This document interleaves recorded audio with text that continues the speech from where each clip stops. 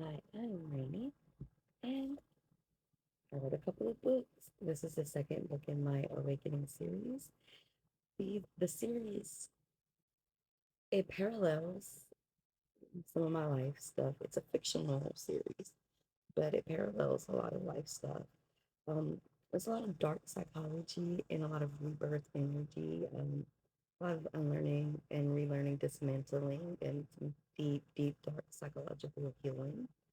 It might not resonate with everyone that is not that deep trauma filled, but it could still resonate with you because not the whole theme of the series isn't deep, dark, and graphic, violent trauma. It's like bits and pieces of a story so you can get lessons.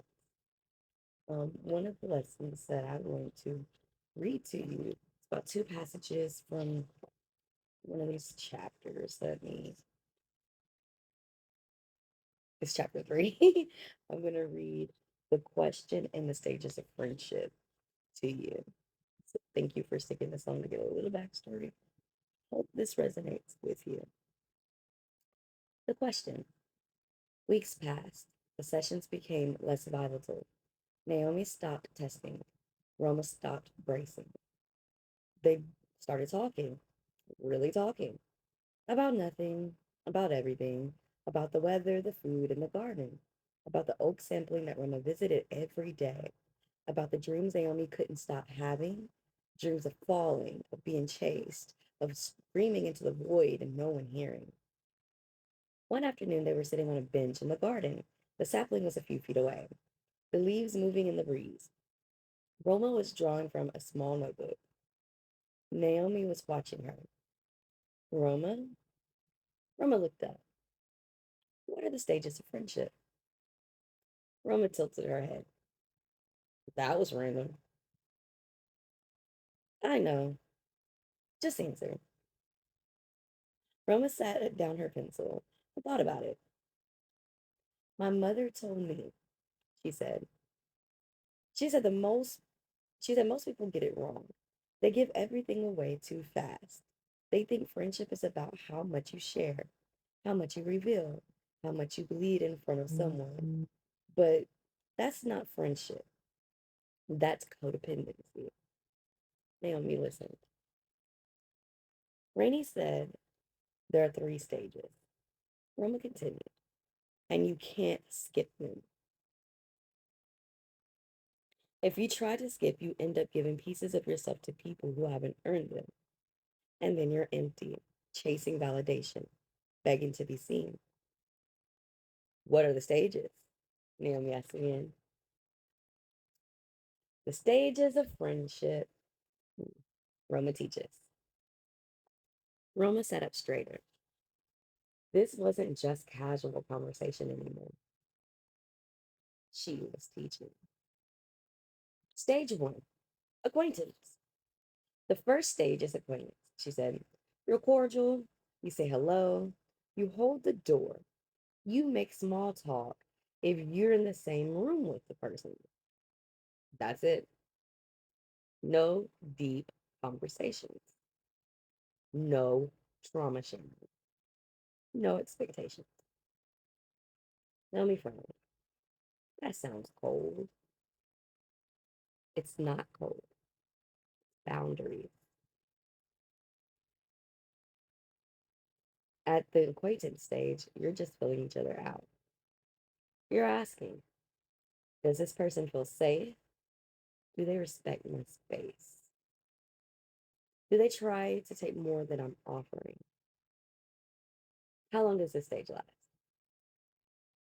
As long as it needs to. Could be weeks, could be months, could be years. The timeline isn't the point. Alignment is. Stage two, cordial connection. The second stage is when you move from acquaintance to something a little closer. You still aren't sharing your deepest wounds, but you're starting to share your preferences, your hobbies, your opinions on things that don't matter much. Naomi nodded slowly. You're still feeling each other out, Roma said, but now you're also asking, does this person celebrate my wins? Do they show up when I need them? Do they respect my no? What if they don't? Then don't move on to the next stage. Or you move them back. Or you let them go. That's the part people forget. You are allowed to let people go at any stage. Stage three, trusted peer.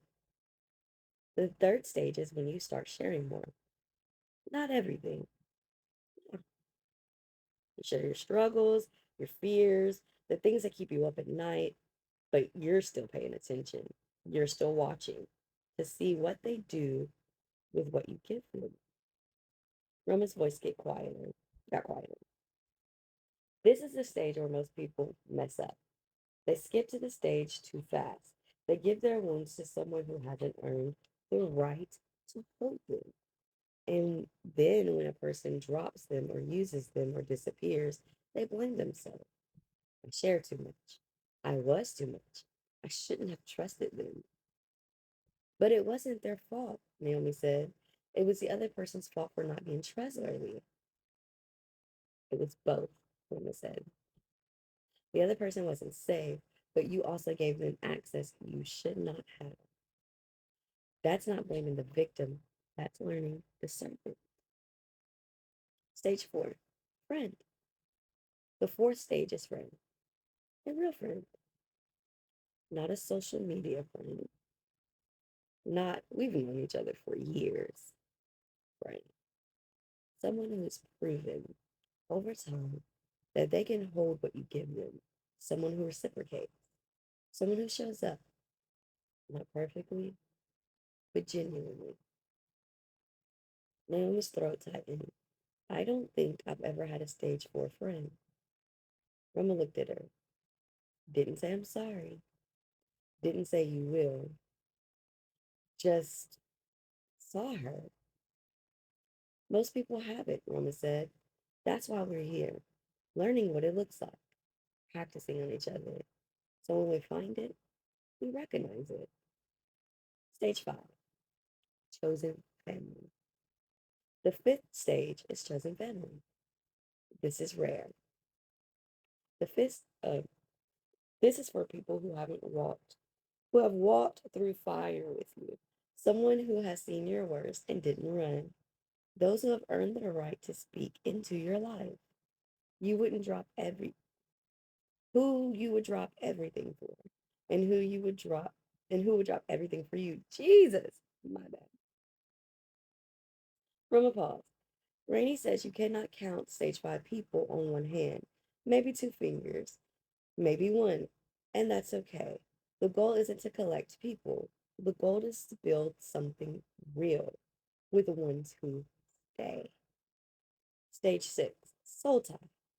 This is the one you cannot rush into. Roma's voice dropped lower. There's a sixth stage. But Rainey says most people shouldn't even think about it until they mastered first. What is it? Soul tie. The kind of connection that transcends time and space. The kind where you don't need words. The kind that changes you at a cellular level. Naomi's breath caught. Here's one thing Roma said.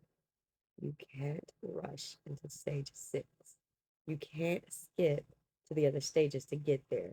If you try, you are not building a soul tie. You are building a trauma bond. And trauma bonds feel like destiny, but they're not.